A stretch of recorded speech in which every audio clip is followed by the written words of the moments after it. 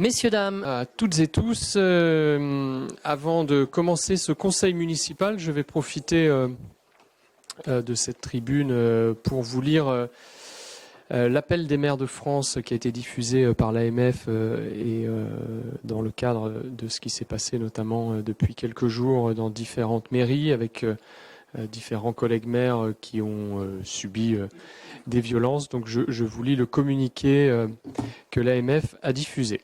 Nous refusons que notre pays continue de sombrer dans le chaos. Nous refusons de regarder passivement les mairies brûlées, les magasins pillés, les domiciles de maires attaqués, tous les Français victimes d'actes injustifiables de dégradation et de violence. Malheureusement, cette situation ne nous surprend pas et les maires de France alertent depuis des années sur la dégradation de notre société. Il faudra en tirer le moment venu toutes les conclusions en termes de politique publique nationale. En attendant, nous enjoignons l'État, qui a la responsabilité du maintien de l'ordre et dont la vocation est de protéger la société, de rétablir la sécurité par tous les moyens opérationnels et en droit dont il dispose. La mort d'un jeune homme tué à Nanterre mardi dernier a soulevé une grande émotion. La justice s'est saisie le jour même de l'affaire et a ouvert une enquête. Depuis cette date, partout sur le territoire national, nous faisons face à un cycle inouï de violence que rien ne peut justifier et qui trahit cette légitime émotion en la transformant en une délinquance de droit commun. Malgré l'intervention des forces de l'ordre et des pompiers, des familles sont mises en danger et doivent être évacuées. Leurs biens personnels sont détruits, des commerces et des entreprises voient leurs locaux pillés et incendiés, des maires sont menacés, injuriés ou frappés. Les bâtiments communaux sont saccagés. Ces actes de violence d'une minorité sont inacceptables et pénalisent en premier lieu l'ensemble des habitants. Par la dégradation des bâtiments publics, ils empêchent les services publics de fonctionner au service de la population. Par les destructions d'écoles et de bibliothèques, ils sabordent les outils d'accès à la connaissance, à l'éducation et à la culture, donc à l'égalité des chances.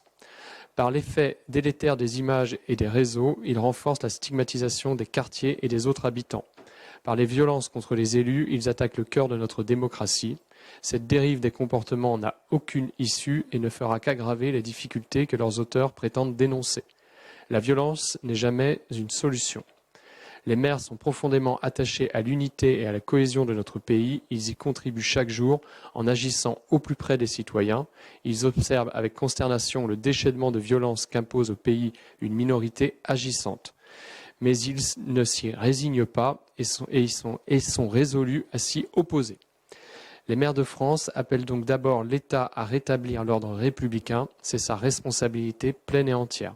Il ne peut y avoir de justice sans ordre. Les maires de France appellent ensuite à une mobilisation civique de la société pour le respect de la République et de la France. Chacun doit y prendre sa part, sans la responsabilité et le calme pour que le dialogue puisse reprendre. À nous, maires, il appartiendra de tirer lucidement les leçons de cette crise, d'en décortiquer les ressorts profonds, de retisser les liens brutalement rompus et inlassablement de construire la cohésion dont notre nation a tant besoin. Vive la République et vive la France. Je n'en rajouterai pas plus, tout est globalement bien résumé et heureusement la situation a l'air de se calmer, donc pourvu que ça ne reprenne pas ce week-end et en effet il est temps de se mettre autour de la table pour essayer de trouver des solutions diverses. Il n'y aura pas qu'une solution à cette crise, mais sans doute plusieurs, qu'elles soient sociales, mais qu'elles soient aussi d'autorité, de justice. Voilà, il est temps sans doute de remettre l'Église au milieu du village. Merci Aude. Très bien, je vous propose de passer à l'ordre du jour du conseil municipal, avec tout d'abord les pouvoirs. Donc Sabrina donne pouvoir à Marie-Christine. Hubert Desblés me donne pouvoir, sachant qu'il arrivera sans doute en cours de route. Il est retenu, il me représente à une réunion sur le zéro artificialisation nette à Vitreco. Donc dès que c'est terminé, il nous rejoindra. J'ai un pouvoir à Daniel, c'est Florence qui donne pouvoir à Daniel. Élise donne pouvoir à Catherine. Eric donne pouvoir à Jérémy. Il me faut un ou une secrétaire de séance. Daniel, merci beaucoup. Et je passe à l'approbation du procès-verbal de la séance du conseil municipal du 6 et du 20 juin. Oui, parce qu'il y a eu un petit conseil, c'est vrai. Y a-t-il des questions ? Qui vote contre? Qui s'abstient? Merci beaucoup. Et nous passons à la délibération 119, décision modificative, budget principal. Je passe la parole à Bertrand. Donc, décision modificative numéro 1. La décision modificative numéro 1 de l'exercice 2023 a vocation à ajuster les inscriptions budgétaires du budget primitif pour tenir compte de la consommation finale effective des crédits, mais aussi des nouveaux engagements juridiques et comptables. Ces ajustements se traduisent à la fois par des augmentations, des diminutions de crédits, des transferts de crédits entre chapitres et ou opérations, sans changer l'équilibre global du budget principal. En section de fonctionnement, cette décision modificative permet notamment d'ajuster le montant des dotations de l'État suite aux notifications. En section d'investissement, cette décision modificative tient compte de l'achat d'une maison rue de Vitré, ainsi que de l'ajustement de plusieurs opérations d'équipement, suite notamment au décalage du démarrage des travaux de la salle du prieuré, et puis de Charles de Gaulle, de l'école Charles de Gaulle. Elle inclut également les révisions des prix des travaux en cours, conséquence de l'inflation actuelle. Donc, au niveau du budget, donc la vision globale, de la section de fonctionnement, on avait 11 220 510 €. La décision modificative est de 87 594. Donc, en fonctionnement, on va passer à 11 308 104 €. En section d'investissement, on était à 10 909 281 €. On va avoir moins 843 000 €, donc on va passer à 10 066 281 €.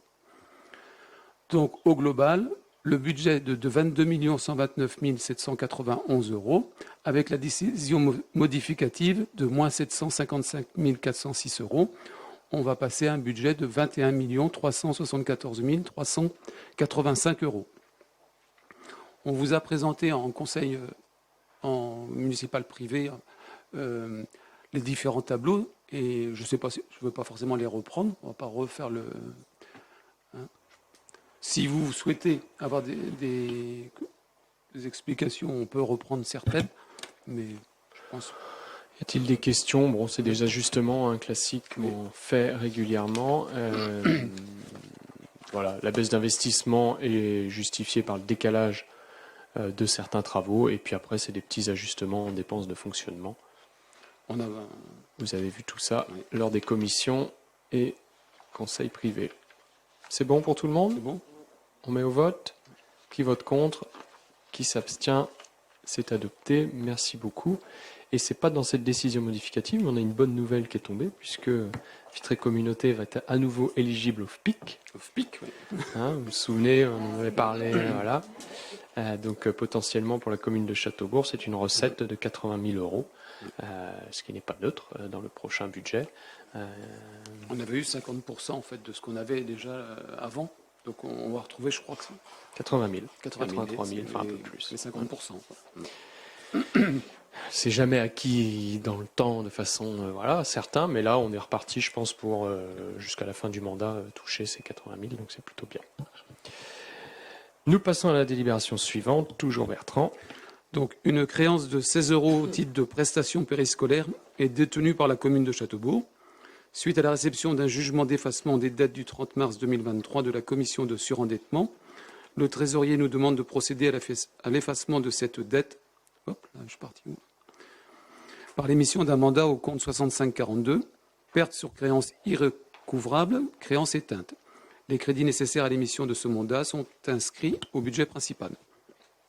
Donc voilà. Et donc, il est proposé donc de prendre acte de l'effacement de cette dette d'un montant de 16 €. Y a-t-il des questions? Qui vote contre? Qui s'abstient? Merci beaucoup, c'est adopté. Délibération 121. Christelle.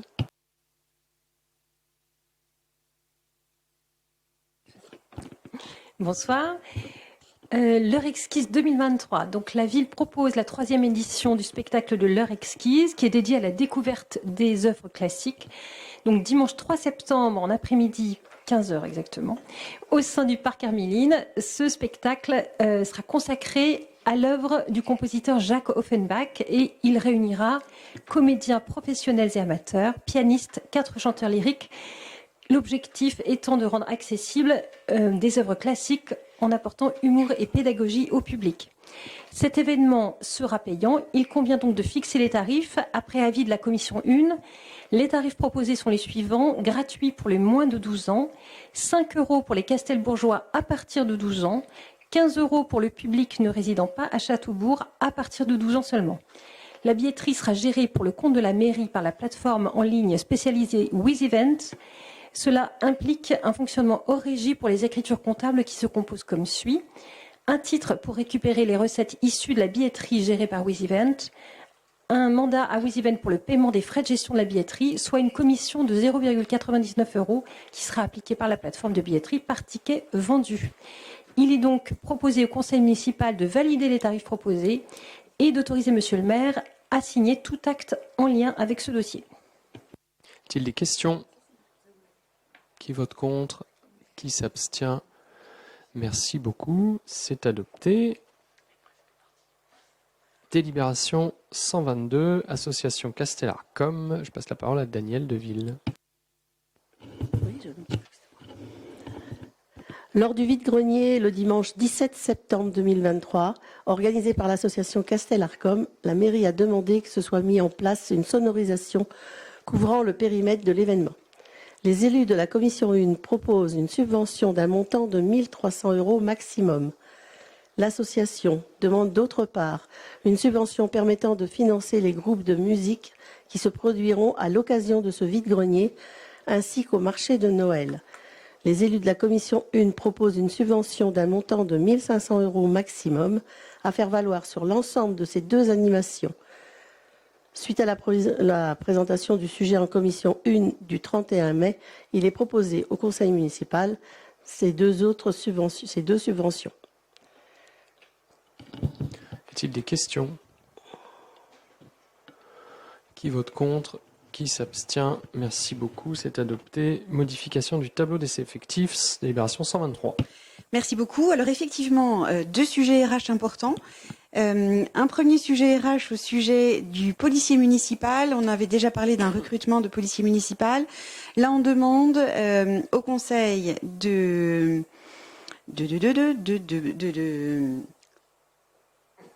d'élargir le grade, merci, le grade mini à brigadier chef principal et de conserver le grade maxi, chef de service de police municipale principal de première classe. Est-ce qu'il y a des questions? Et nous avons vraisemblablement... D'accord. Qui vote contre? Qui s'abstient? Voilà. Et nous avons vraisemblablement trouvé notre nouveau policier municipal. On l'a eu, il a répondu? Il est ravi, il était prévenu. D'accord, très bien. Il est ravi, c'est déjà ça. Donc, voilà. Donc maintenant, c'est le temps du temps de quitter où il est, etc. Mais bon, il sera là pour la rentrée, vraisemblablement. Enfin, on verra. Au cours du mois de septembre. Pas tout à fait, non. Non. Voilà. Il revient. Voilà. Non, mais on vous le présentera. Très bien. Eh bien, nous continuons. Délibération 124, modification du règlement intérieur. Absolument. Nous avons des agents du CST qui nous ont demandé l'autorisation de s'absenter pour donner leur sang.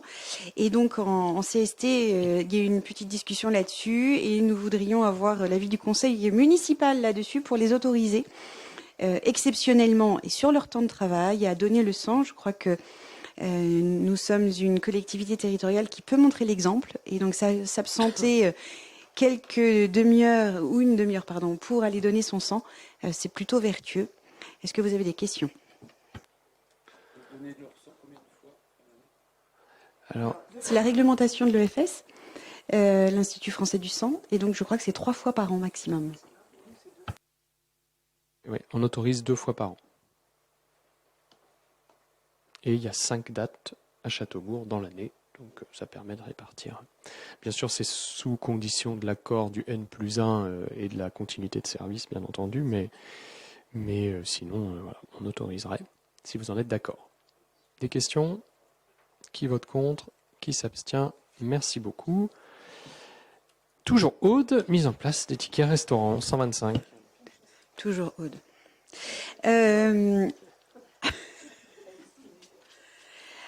Eh bien, Petit pas pour l'homme, mais grand pas pour Châteaubourg. Mise en place de titres restaurants à la ville comme au CCAS. Donc,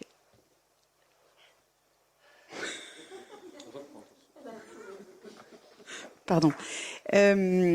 Nos agents, si vous en êtes d'accord, vont bénéficier de titres restaurants.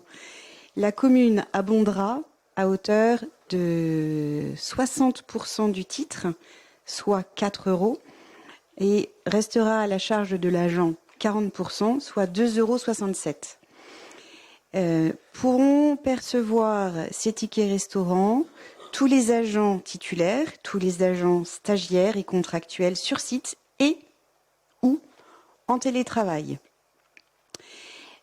Bien sûr, il faudra, pour bénéficier de ce titre restaurant, être sur le lieu de travail à l'heure du repas.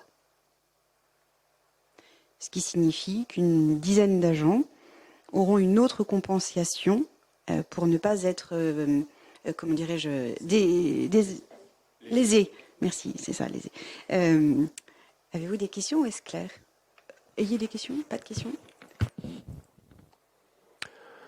Donc c'est eux qui ont déterminé, enfin les représentants du personnel qui ont déterminé la part de 2,67 €. Voilà, on avait dit on met 4 €, ils ont proposé de mettre 2,67 €, ça aurait pu être 4 et 4. Bon voilà, c'est un choix de la part des représentants du personnel qui ont interrogé l'ensemble de leurs collègues et à la majorité, ils ont choisi 40% sur la valeur faciale du ticket restaurant.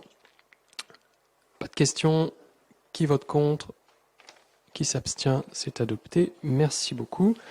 Délibération 126. Eh bien, grâce à votre vote précédent, nous allons pouvoir lancer un marché de tickets restaurants, enfin de titres restaurants, je vous prie de m'excuser. Donc, il est proposé, là, ce soir, de créer un groupement de commandes régi par une convention.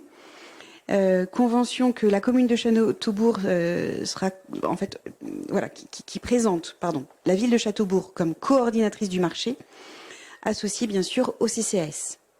Voilà. Est-ce que vous êtes d'accord pour que l'on lance ce groupement de commandes? Je suppose que oui. Donc je mets au vote quand même. Qui vote contre? Qui s'abstient? C'est adopté. Merci beaucoup. Nous passons au programme de voirie. Alors le programme de voirie, rien de nouveau sous le soleil. Vous savez que chaque année, à peu près à cette époque-ci, nous votons un programme de voirie et c'est le soleil qui va revenir pour voir justement cette voirie rééquipée, réaménagée. Le marché a été attribué en commission MAPA à l'entreprise SRAM-TP pour un montant de 170 000 € TTC. Hors taxe, pardon.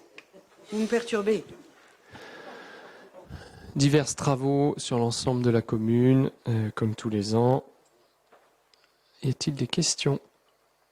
C'est passé en commission MAPA le 28 juin. Pas de questions? Qui vote contre? Qui s'abstient? C'est adopté. Merci beaucoup. Je vais prendre la première délibération d'Hubert, la délibération 128 sur la désaffection et déclassement de la Alphaël du domaine public. Donc, vous savez qu'on est propriétaire de la Alphaël, donc qui est située sur le complexe sportif du Prieuré. Donc, nous allons déconstruire cette halle pour reconstruire une nouvelle salle de sport. On en a déjà parlé plusieurs fois et l'objectif, c'est de réutiliser au maximum l'ensemble des matériaux de cette salle. Donc, nous souhaitons organiser en fait une vente aux enchères qui aura lieu début juillet, c'est-à-dire la semaine prochaine d'ailleurs. Je dis là. Ah oui, c'est demain, mais c'est pas la semaine prochaine. C'est oui, le 7, c'est déjà là. Oui, après-demain, jeudi, voilà. Ouais. Tout à fait. Et donc pour ça, il faut qu'on déclasse du domaine public ce bâtiment. Donc il vous est proposé en fait de constater la désaffection et de prononcer le déclassement en fait du domaine public communal de la Alphaël pour qu'on puisse du coup la vendre aux enchères dans la foulée. Donc il y aurait a priori plusieurs personnes intéressées. Donc on va voir si ça fait monter les enchères. L'objectif pour nous, c'est de ne pas l'acheter. C'est quand même dommage de mettre à la benne des matériaux qui peuvent être réutilisés. Et puis 2, nous éviter surtout le coût de déconstruction de cette halle, donc qui pourra être reconstruite ailleurs, notamment pour servir de stockage pour des entreprises qui voudraient stocker des choses. Voilà. Des questions?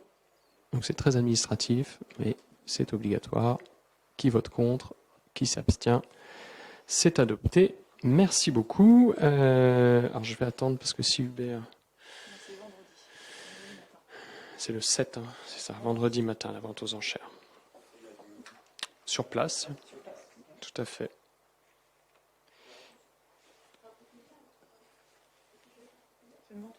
C'est une vente aux enchères. Voilà, ouvert. Il faut avoir les fonds disponibles.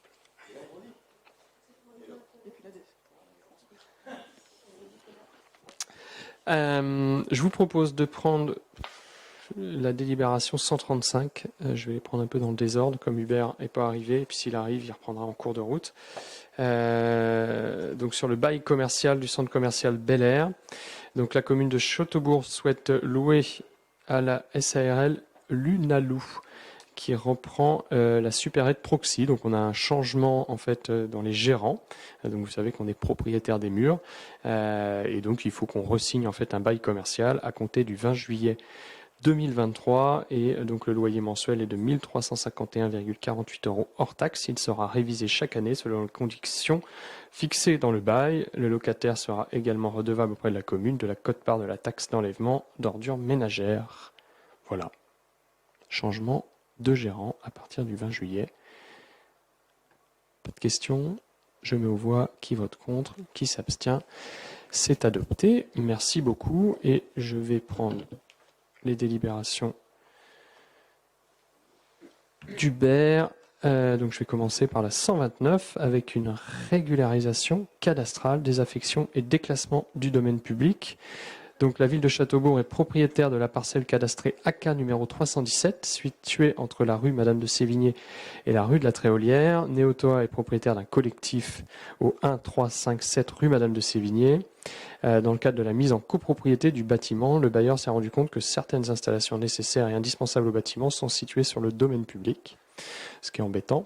Et donc l'emprise à régulariser est de 157 mètres carrés. Donc vous savez que Néotoa en fait souhaite vendre quelques appartements dispatchés dans différents collectifs. Et donc pour pouvoir vendre, il est obligé de créer une copropriété. Sauf qu'en voulant créer cette copropriété, ils se sont rendus compte que voilà, il y avait notamment des escaliers ou des balcons qui n'étaient pas dans leur parcelle, mais qui débordaient sur le domaine public. Donc il faut faire des régularisations de tout ça. Et c'est ce qui vous est proposé. Alors, il y a à l'écran, vous avez derrière moi. Y a-t-il des questions? C'est passé en commission, je crois. Je mets aux voix. Qui vote contre? Qui s'abstient? Merci beaucoup. C'est adopté. Et donc, il y a toujours, c'est le même sujet, puisque après la régularisation cadastrale et le déclassement du domaine public, il s'agit de vendre pour un montant de 50 € du mètre carré. Donc c'est en cohérence avec l'évaluation domaniale du 2 juin 2023 de vendre à Néotoa. C'est 157 mètres carrés. Des questions? Qui vote contre? Qui s'abstient? Merci beaucoup. C'est adopté. Ensuite, rue Joseph Cugnot, délibération 131, servitude Enedis. Donc Enedis prévoit des travaux de raccordement d'une parcelle privée au 6 rue Joseph Cugnot sur la commune de Châteaubourg. Enedis donc sollicite la commune afin de signer une convention de servitude pour un câble électrique souterrain situé sous les parcelles section ZB numéro 683 et 685 appartenant à la ville de Châteaubourg.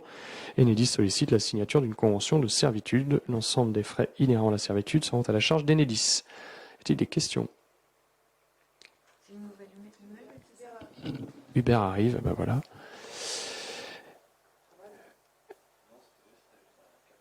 Donc en fait, on est sur le nouvel immeuble qui est juste à côté de la gendarmerie, voilà, qui est construit par GEB Construction, enfin par des propriétaires de GEB Construction. Donc ce sont des bureaux à louer.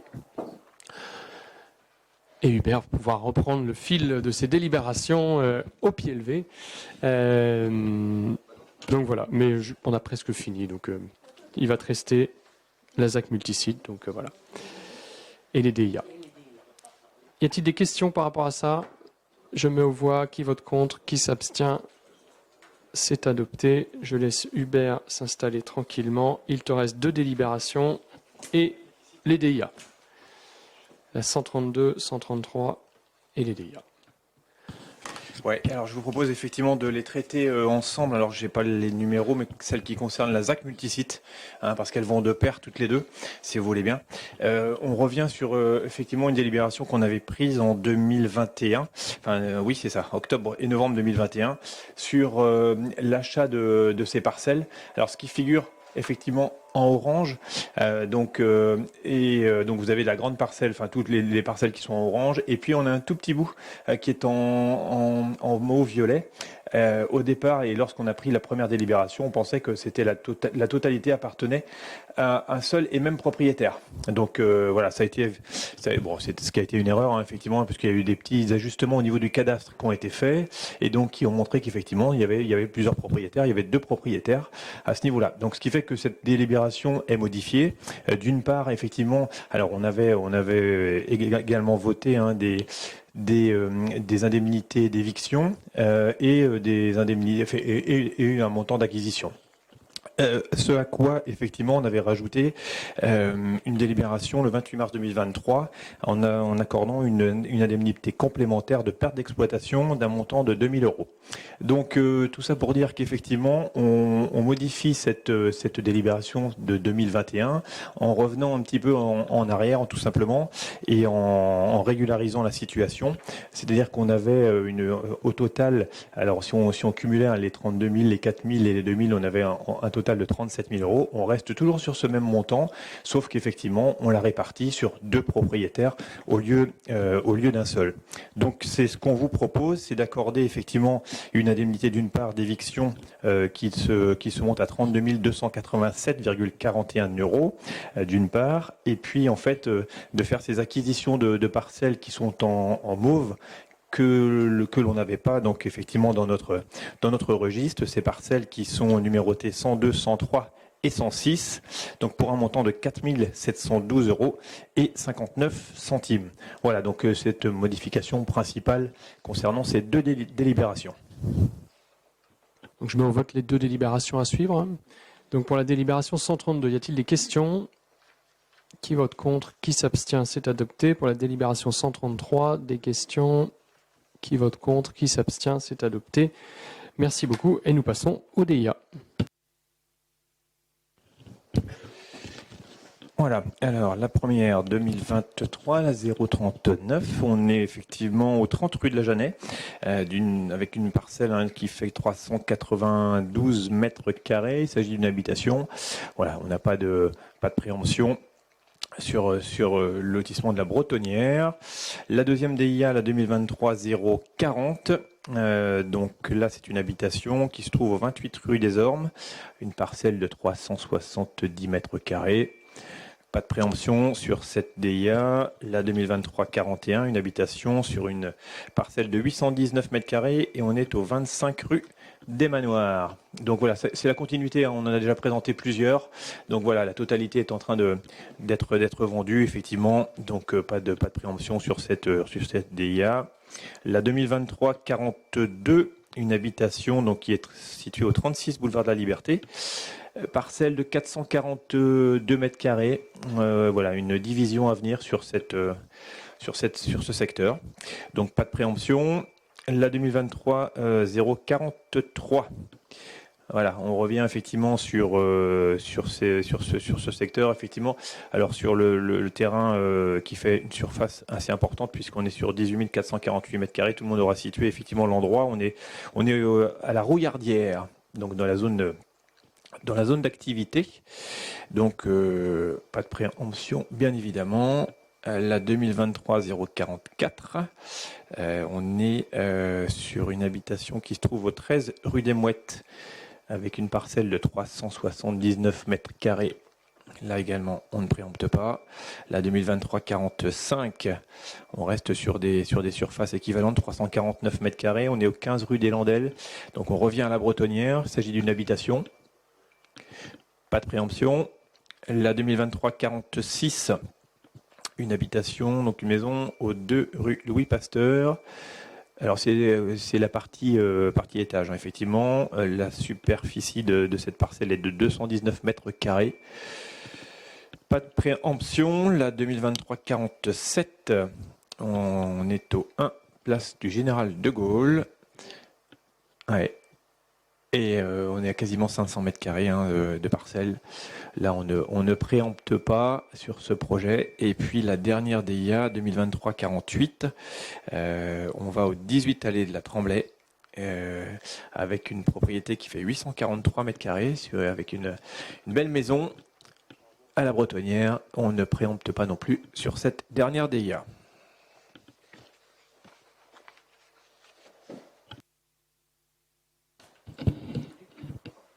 Des questions?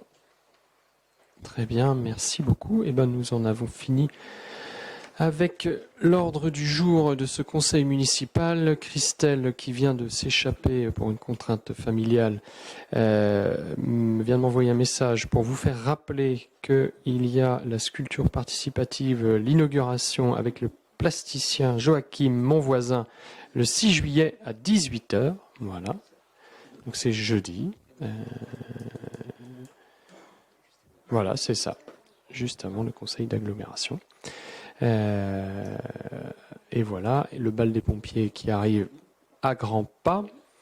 Le 13 juillet, c'est demain. Et puis je crois que c'est tout pour les événements à venir. Ça va se calmer un petit peu, on va partir en vacances. Ça va faire du bien avant de se retrouver à la rentrée pour les forums, les braderies et compagnie. Y a-t-il des questions, des interventions d'élus diverses et variées? Pas d'autres interventions? Très bien. Eh bien, écoutez. Monsieur Deniel, vous avez une intervention à faire? En étant concis? Non, mais bon.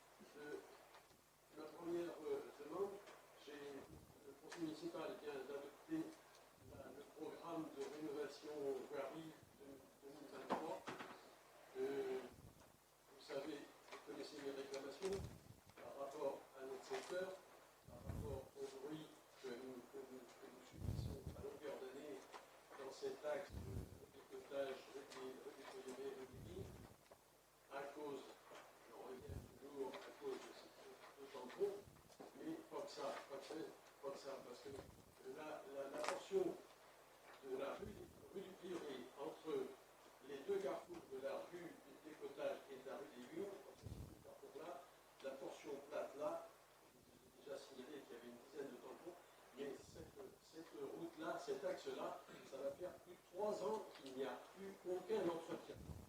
Ça, je pense que la responsable des travaux de voirie ne va pas me contredire. Plus de 3 ans qu'il n'y a eu aucun entretien. Ma question, s'il vous plaît, vous avez, je crois, décidé de l'ordre de 200 000 euros au programme de voirie avec l'entreprise choisie. Est-ce que vous pourriez nous garantir que cet été, cette portion de rue entre les... Parce qu'il y a quand même des attentions chaussées. Tout à fait. Il y a des trous.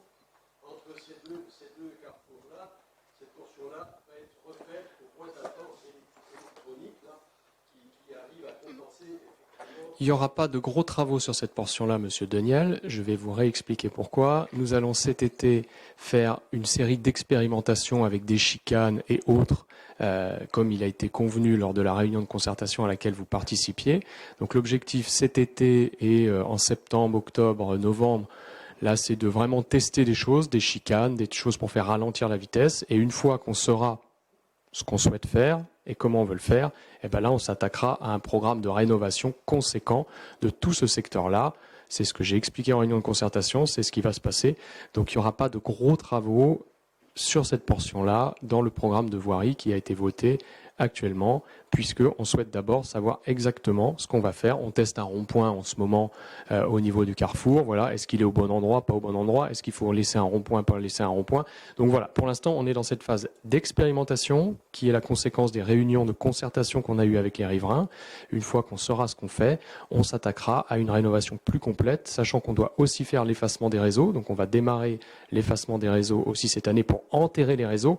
Et on ne fera pas de grosses requalifications tant que les réseaux ne sont pas enterrés, puisqu'on ne va pas faire et défaire, donc on ne va pas faire de grosses réflexions tant qu'on n'a pas mis les lignes dans le sol. Voilà où on en est. Donc c'est lancé, ça va avoir lieu. Je sais que c'est long quand on habite à côté et que ça fait du bruit, j'en ai pleinement conscience. Maintenant, il faut prendre le temps de faire les choses dans l'ordre, de bien le faire, de concerter, puisqu'aujourd'hui, voilà, les habitants, et c'est normal, veulent être concertés sur les aménagements que l'on fait dans ces quartiers-là. Donc on va tester des choses, et une fois qu'on se sera revus tous ensemble entre riverains et faire le bilan des concertations, des changements de sens, des chicanes, etc., on prendra les décisions d'aménagement, et là on fera appel à un bureau de maîtrise d'œuvre pour nous dessiner exactement ce qu'il faut faire, comment il faut le faire, sur la qualité des enrobés, puisque c'est quand même une route qui est très passante, sur comment on requalifie globalement les trottoirs, la route sur ce secteur-là. C'est ce que je vous ai déjà répété, donc je ne peux pas aller plus vite que la musique, ça se fera dans cet ordre-là. C'est planifié, c'est parti, ne soyez pas inquiets. Quand je dis que je fais quelque chose, souvent je vais au bout des choses. Donc ça va être fait, mais il nous faut le temps maintenant de calibrer tout ça.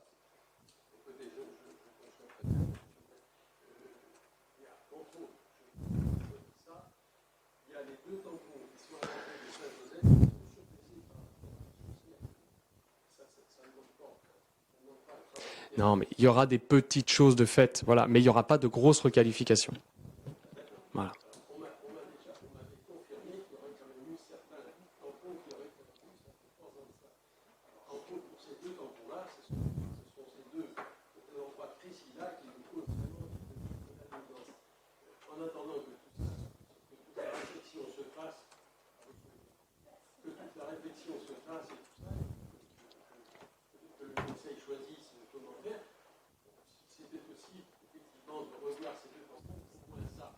On a pris note des 2 tampons, mais il n'y aura pas beaucoup plus. Enfin, voilà, je vous le dis parce que l'objectif, c'est vraiment de refaire. Voilà, l'engagement, c'est de refaire tout à neuf sur ce quartier-là. Donc, c'est parti, on a démarré, donc ça va se faire. Ouais.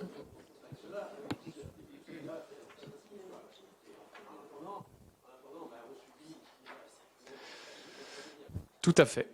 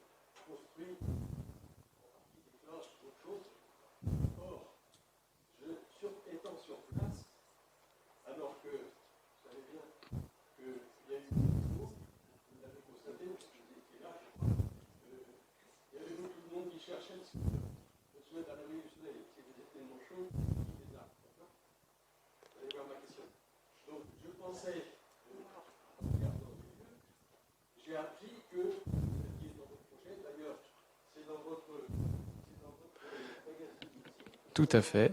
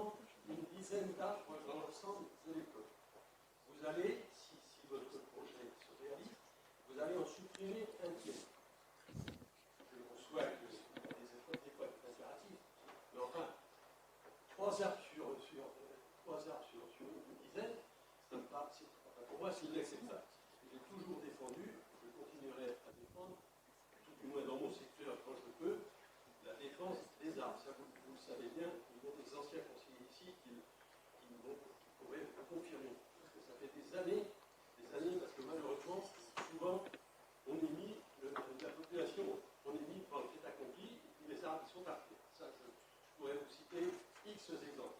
Pas forcément sous votre mandat, mais sous votre mandat aussi, et le mandat précédent. Voilà. Moi, j'aime les arbres, tout le monde aime les arbres, je pense. Ils sont indispensables à l'heure actuelle. Alors, si effectivement ça se fait, écoutez, moi je trouve ça nécessaire. Je pense que ce que vous avez proposé. Ça y est, monsieur. Ce qu'on voit ici sur le magazine, c'est donc cette nouvelle construction. Je me permets, parce que en tant que fibrase, j'ai pensé un petit peu à l'extension de l'école, je me permets de vous soumettre une solution qui va sans doute vous faire sourire à certains, parce que vous avez trouvé sur vous. Mais, monsieur le maire, vous avez la possibilité sans doute de remettre le projet, je ne sais pas où il en est et à quel point il en est. Si vous pourriez très bien avoir une nouvelle construction de classe, je vais vous dire, si ça vient vous surprendre, sur le parking derrière la mairie, le parking que vous occupez actuellement. C'est très possible d'avoir, vous avez plus de 40 mètres de long, à condition, bien sûr, de faire une plateforme bétonnée, ça se fait, c'est pas impossible. Vous implantez vos classes là-dessus, il y a 2 arbres en face qui ne seraient même pas touchés, ça vous permet donc de conserver tout l'espace de l'école de l'Aule, ça vous permet de laisser la cour des enfants, parce que les enfants, vous l'avez constaté, quand les petits sortent de l'école, ça je l'ai vu depuis, le premier ce qu'ils font, c'est de courir sous les 3 arbres en question. Alors écoutez, vous êtes l'école, la zone de l'école est en zone protégée.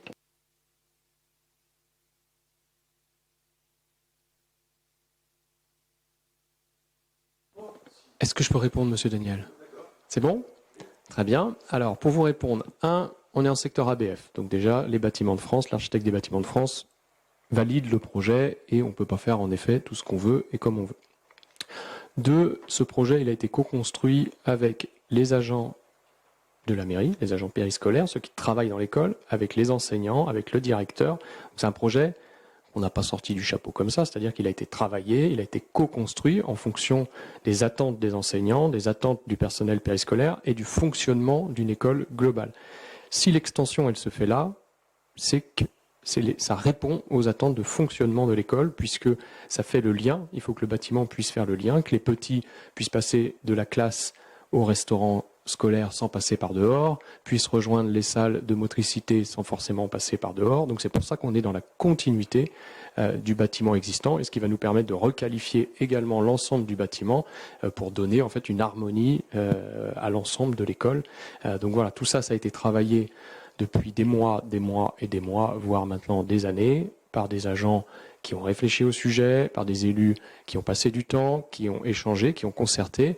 Il y aura peut-être en effet 1 ou 2 arbres qui vont être abattus. On va replanter des arbres. Attendez, monsieur Daniel, je termine mes propos s'il vous plaît. On ne va pas refaire le match de dernier conseil municipal parce que je peux vite m'arrêter et puis on termine. Donc je termine mes propos s'il vous plaît. On va justement replanter des arbres. On va rentrer dans une démarche de désimperméabilisation de la cour, puisque aujourd'hui c'est ce qu'on doit faire. On a aussi racheté un jardin qui est derrière une maison et un jardin, donc on va pouvoir utiliser ce jardin aussi qui pourra servir d'espace pour les enfants sur l'arrière. On a aussi racheté les vieux garages et toute la partie parking où on va pouvoir aussi imaginer des choses ici. Il y a un préau qui vient aussi en continuité, donc on recrée un préau. Sous le préau, on crée une salle des archives, puisqu'on n'avait jusqu'ici pas de vraie salle des archives. Donc tout ça, ça a été travaillé, ça a été pensé, ça a été optimisé aussi en termes budgétaires, hein, très clairement, il faut se le dire. À un moment donné, on essaye aussi d'optimiser les choses. Et ça nous laisse aussi des possibilités d'extension à l'avenir, puisque si on souhaitait faire un nouveau self, un nouveau restaurant scolaire et sortir le restaurant scolaire d'où il est aujourd'hui avec une nouvelle cuisine, on aurait la place justement sur le parking de la mairie. Donc c'est pour ça qu'on se garde cette réserve foncière. Donc on ne fait pas les choses sans réfléchir, à la va-vite. Il y a eu fallu des mois et des mois. Donc oui, il y aura peut-être 1 ou 2 arbres, en effet, et on va essayer de les préserver au maximum, mais ça va dépendre du chantier et comment on le fait. Mais derrière, on va en replanter, on rentre vraiment dans des nouvelles démarches d'aménagement global de la cour, avec les nouvelles tendances, justement pour faire face au changement climatique. Donc croyez-moi que tout ça, c'est pris en compte. On est sur un bâtiment qui va être ultra performant en matière d'isolation. On va y être avec une chaudière bois.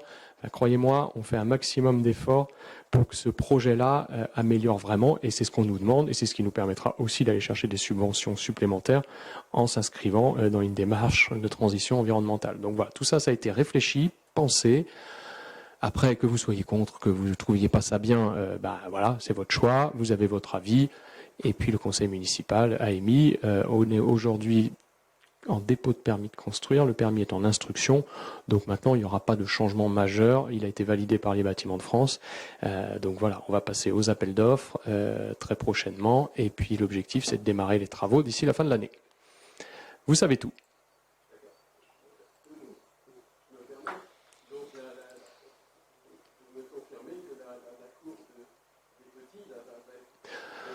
En grande partie, oui. Et donc, on va réutiliser les jardins achetés, on va réutiliser les parkings sur le côté, on va, voilà. Oui, et aussi, ils utiliseront la même cour que les autres, voilà, tout simplement, avec des temps différents, vous inquiétez pas.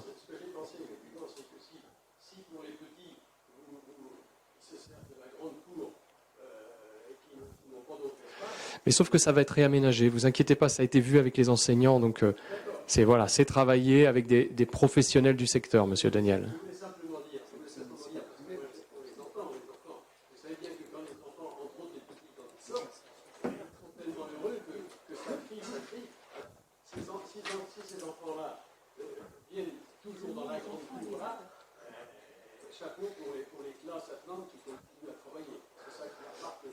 Écoute, ça n'a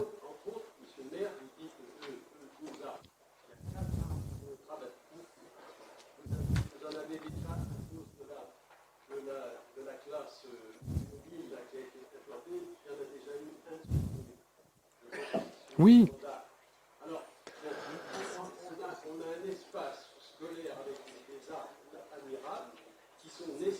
J'ai compris votre avis, Monsieur Daniel. Très bien. Merci beaucoup.